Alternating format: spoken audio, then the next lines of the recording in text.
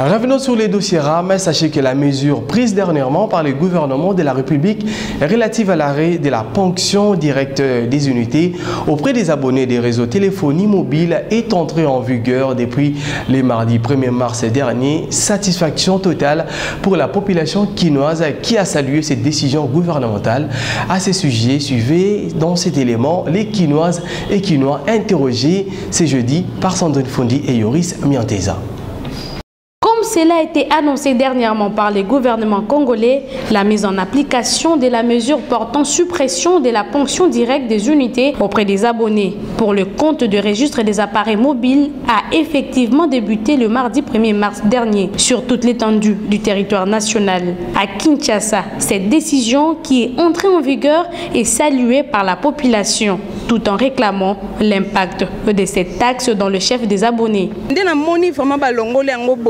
Tu peux sombi crédit à bengi pe bakati te en tout cas na sepeli ezali kanissima mais pour nanga bazongela ngo lisusu te bazongela ngo te parce que peuple congolais souffre makasi. Si le gouvernement décide d'arrêter, ce n'est que normal et ça ne peut que réjouir la population congolaise parce que compte tenu du pouvoir d'achat de la population congolaise, je crois que il faut nécessairement chercher à leur permettre de nouer les deux bouts du mois. Un ouf de soulagement. Parce que RAM, déjà les revenus des Congolais est très minime.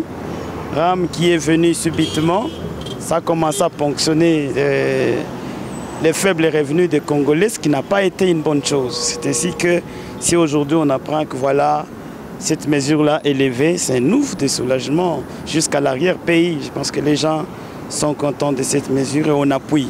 S'agissant du remboursement des unités soutirées par les entreprises des télécommunications, Séraphin Oumba, directeur des cabinets du ministre des Pétentique, éclaire la lanterne. Penser au remboursement, c'est même illusoire. Mais moi, par contre, je dirais